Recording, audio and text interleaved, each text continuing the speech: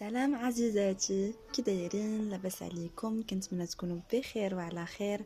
كنتمنى تلقاكم هذه الحلقه فواحد الصحه اللي مزيانه، تكونوا مرتاحين ويكون كل شيء هو هذاك في حياتكم ان شاء الله. كيف دايرين مع البرد؟ كي دايره الامور ديالكم؟ كيف غادي مع الحياه اليوميه ديالكم؟ كنتمنى تكونوا بخير وعلى خير. اليوم الحلقه ديال اليوم غتكون واحد شات واحد الجيرلز توك. بغيت نهضر معكم شويه، نتحدثوا شويه.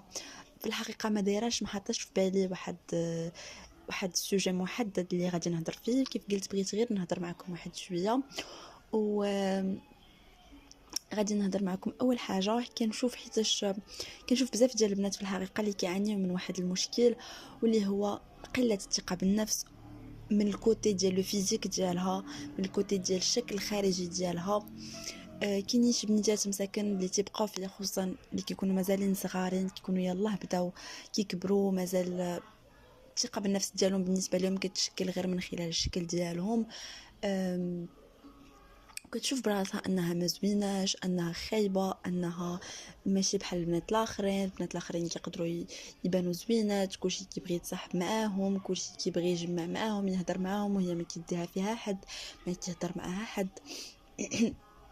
ما نساوش ان بصح البنت فاش كتكون زوينه كتكون كتاتيغي لاتونسيون، ماشي غير ما كندويش انا على لو كوتي ديال انا كتاتيغي لاتونسيون ديال الدراري، لا كندوي على بشكل عام. حتى البنات فاش كتكون شي بنت زوينه كيبغيو يتصاحبوا معاها، كيبغيو يهضروا معاها، وهذا الشيء كيكون اكثر في الكوليج وفي الليسي بطبيعه الحال، وحتى في الابتدائي.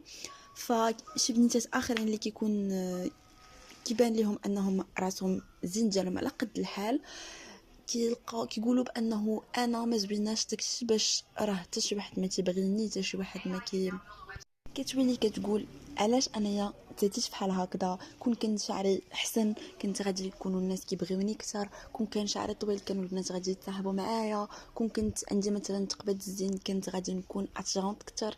كون وكتنسى كاع داكشي الزوين اللي فيها، وكاع داكشي الزوين اللي خلق به الله، وكتبقى مركزه غير على داكشي اللي ما عندهاش، وكتبقى كتضيع في دوك السنوات الجميلين من حياتها اللي هما ديال الثانوي وديال الاعدادي اولا ديال الابتدائي، وكتضيع الطفوله ديالها على الانسكيورتيز اللي عندها، وكتمشي في شي حوايج اللي مزوينينش، وكتبقى معقده من الشكل ديالها لدرجه انه تقدر تكون شي حفله ولا شي حاجه ما كتبغيش تمشي، حيت عارفه انه غيكونوا بزاف ديال الناس غادي يشوفوها، وكتقول لا غادي ينتقدوني، ما غادي يديها فيا حتى شي واحد حيت انا ماشي زوينه بحال الاخرين، لا ما بغيتش نتصور حيت كنبان خايبه والكاميرا غتبينني خايبه اكثر، لا مهم اي حاجه اللي غادي تحس بانه فيها التهديد وغادي تبان فيها دوك العيوب ديالها، ما كتبغيش تحضر ليها وما كتبغيش تمشي ليها وما كتبغيش تكون فيها. وهذا الشيء كيخليها ولا كيأثر على جودة الحياة ديالها، على الطمأنينة ديالها مع راسها، على الأمور اللي خاصها تركز عليها أكثر. كتولي ديك البنت كتقدر تقوقع، كتقدر تعقد، كتقدر تدخل في واحد العزله اللي هي مزبيناش وخايبه، وماشي عزله اللي مفيده، ولا العزله ديال الدراسه او العزله ديال التركيز على النفس، لا كتدخل في ديك العزله حيت خاصها هي في عقل ديالها كيقول لها انه نتيا ما زويناش، نتيا خاصك تبعدي على الناس، نتيا ما غادي يقبلك حتى شي واحد، ما غادي يبغيك حتى شي واحد. وباغ كونطخ راه ماشي هذا هو الجمال. اللي بغيتكم تعرفوه هو ان الجمال ما كنزادوش به.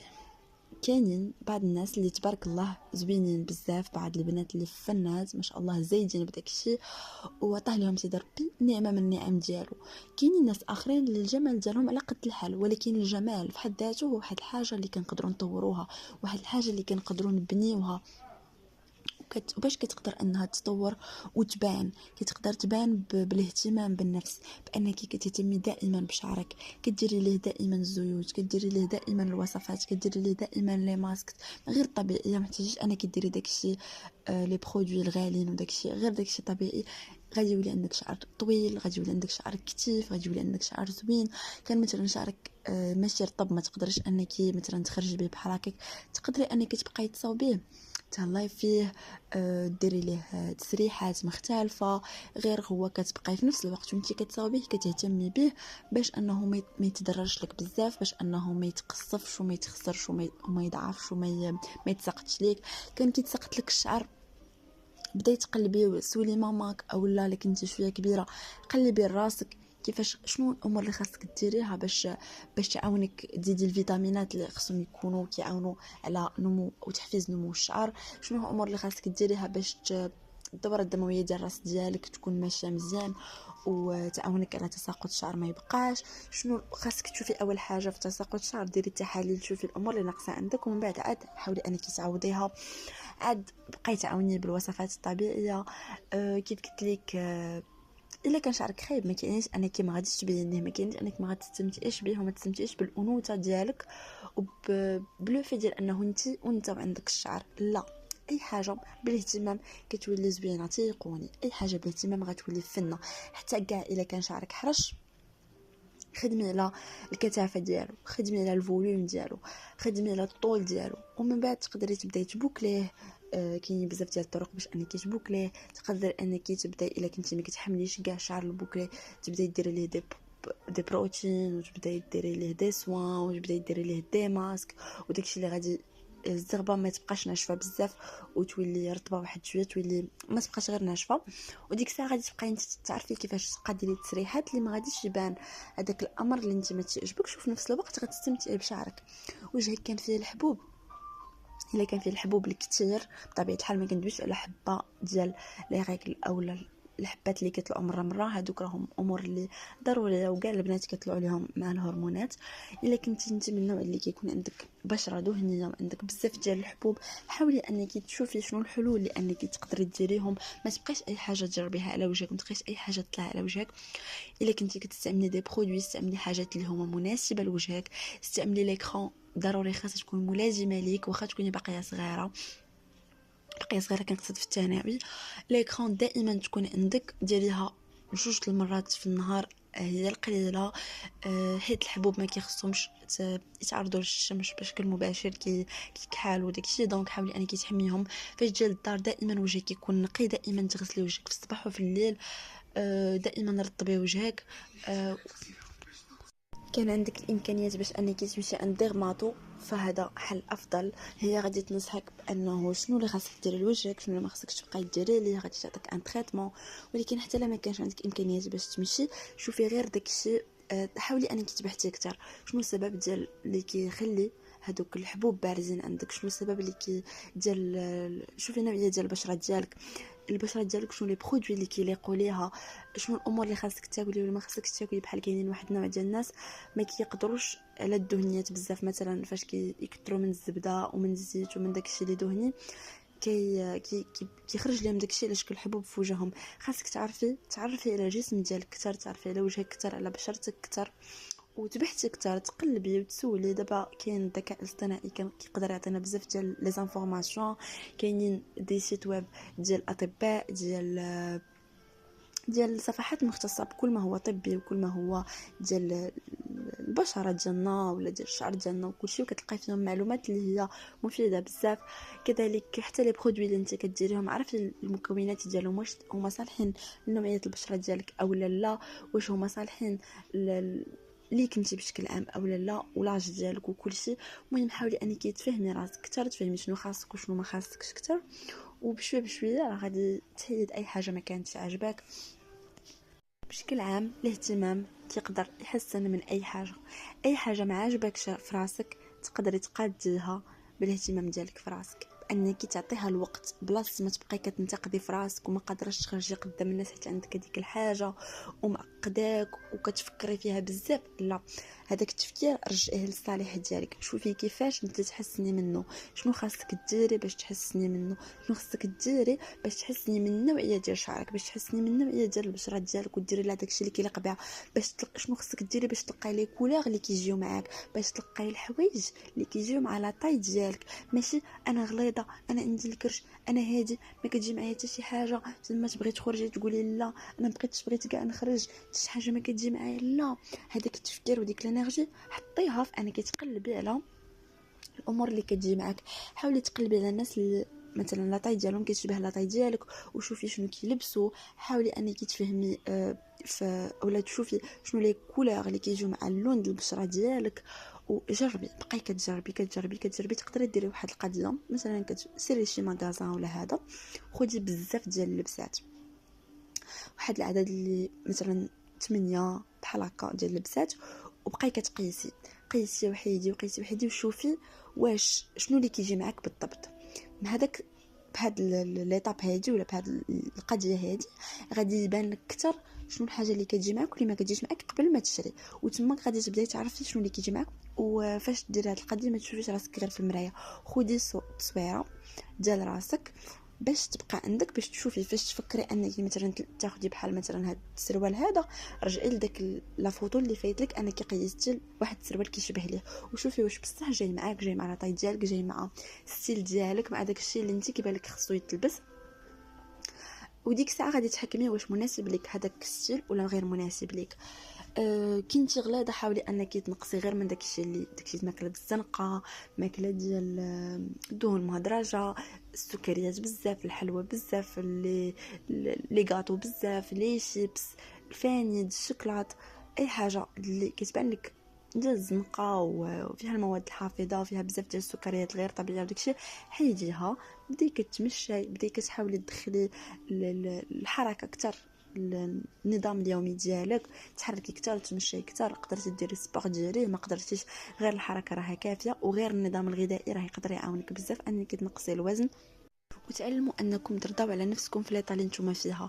راه ماشي دائما غادي نكونوا بيرفكت، وحتى شي واحد تيقوني حتى شي واحد ما ساتيسفي براسو 100% من غير الا ما تقبلتيش راسك. راه حتى شي واحد ما كامل، حتى شي واحد ما بارفي، كلنا عندنا عيوب، كلنا عندنا شي حوايج اللي ناقصين عندنا، وكنحاولوا انهم نغطيوهم بحوايج اخرين، اولا كنحاولوا نحسنوا منهم، اولا كنحاولوا نتقبلوهم.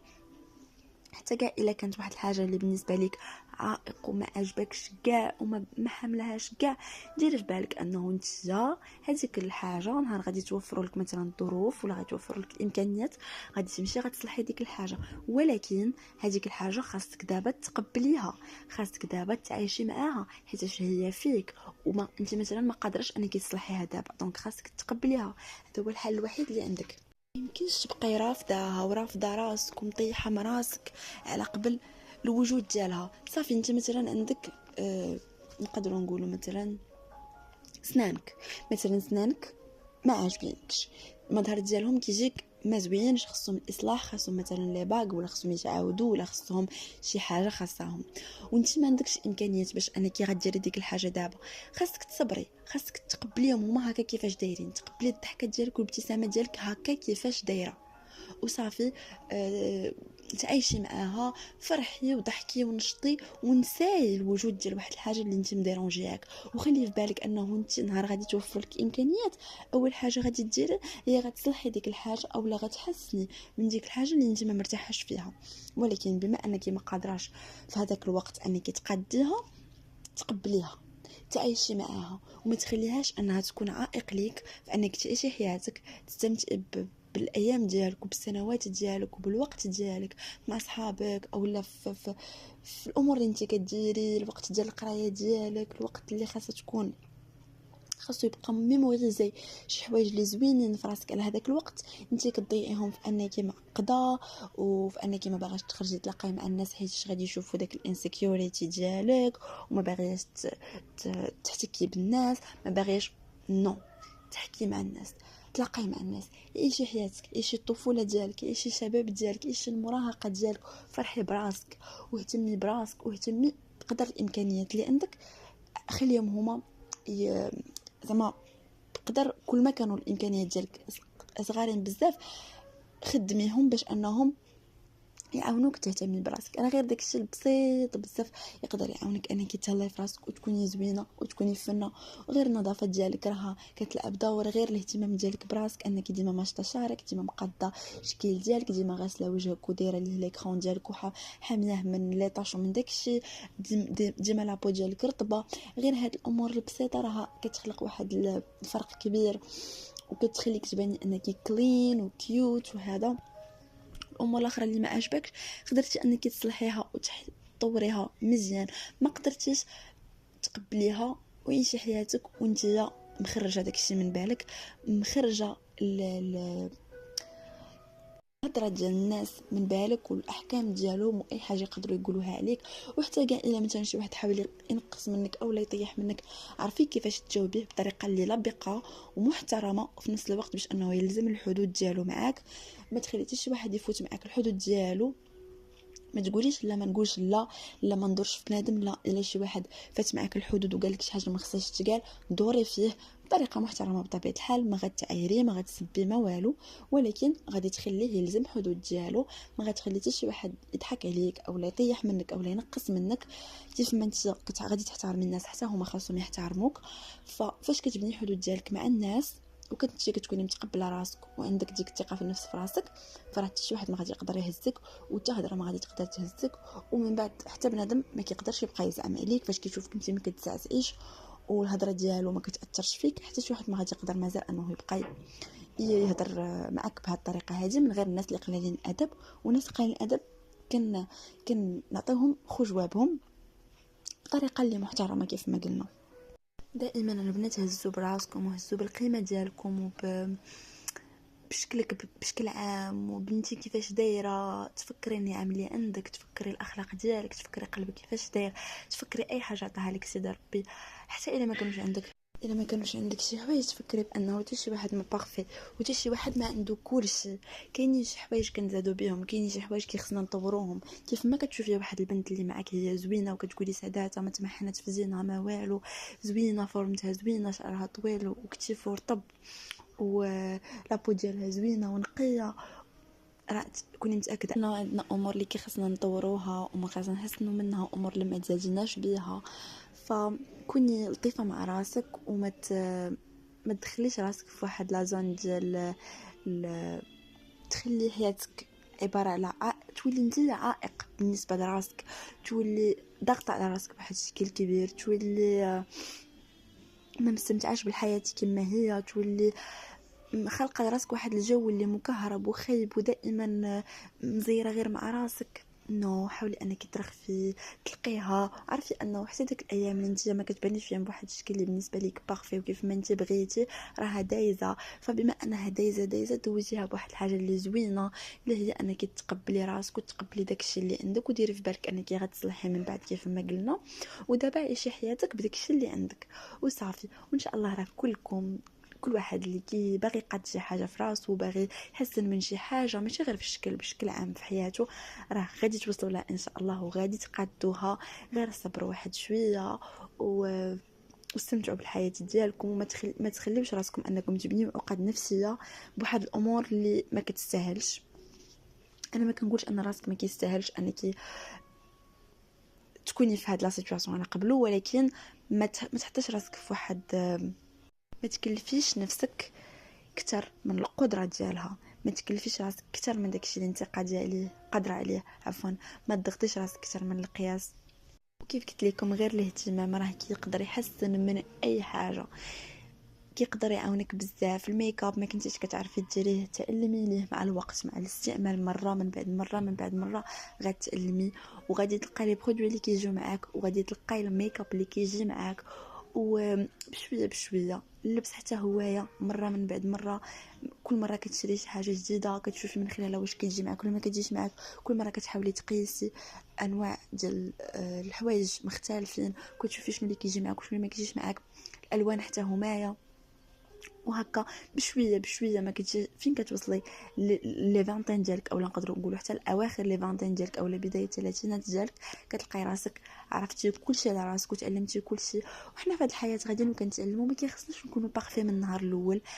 بشويه بشويه غنتعلموا، بشويه بشويه غادي نعرفوا، بشويه بشويه غنعرفوا شنو اللي كيجي معانا وشنو اللي ما كيجيش معانا، شنو خصنا نديرو شنو ما خصناش نديرو. وهذا الشيء كينطبق على كلشي في الحياه، حتى بالنسبه للاهداف ديالنا وبالنسبه للامور اللي كتبان لنا الناس واصلين وحنا مازال ما وصلناش. الناس عندهم واحد الخطه غاديين لها وحنا مازال ما عارفينش شنو غادي نديرو. كلشي كيتعلم بشويه بشويه، كيجي داكشي كتعرفي على راسك بشويه بشويه، كتعرفي راسك انت شنو بغيتي.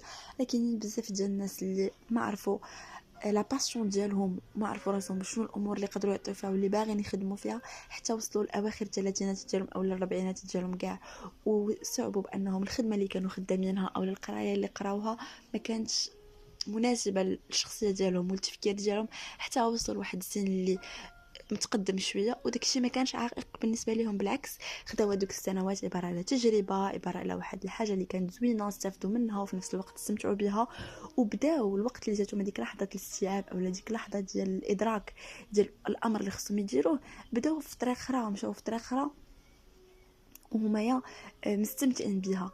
ما تخليوش حياتكم، ما ديروش عوائق في حياتكم اللي ما عندها حتى شي معنى. استمتعوا بحياتكم، استمتعوا باي حاجه في حياتكم، وكنتمنى انكم تكونوا استفدتوا معايا شويه في هذه الحلقه ديال اليوم اللي هي ما كانش مخطط لها كيف ما قلت لكم، ما كانتش كاتبه داكشي اللي كنت خاصني نقول حيت مولفه كنوجد وداكشي، ولكن هذه المره كان غير تشات هكا جيرل ستوك دايز خفيف ظريف. وكنتمنى انكم تكونوا لطيفين مع راسكم كما قلت لكم، خليوا الاهتمام ديالكم براسكم والنظافه ديالكم اولويه في حياتكم من صغر السن ديالكم. مع الوقت داك الاهتمام راه كيعطي واحد المفعول وكيبان بشكل واضح. ولا كانت شي حاجه في راسك ما عاجباكش، قدرتي انك تحسنيها مزيان، حاولي تلقاي الخطوات اللي غادي تحسني بهم داك الحاجه. ما قدرتيش وما كانش عندك الامكانيات، صبري تقبليها وشي تيزي وتقبلي راسك واستمتعي براسك وبالحياه ديالك بدوك السنوات باشنو ما عندك. وكنتمنى لكم نهار مبروك. شكرا بزاف على حسن الاستماع ديالكم، تهلاو في راسكم بزاف. باي باي.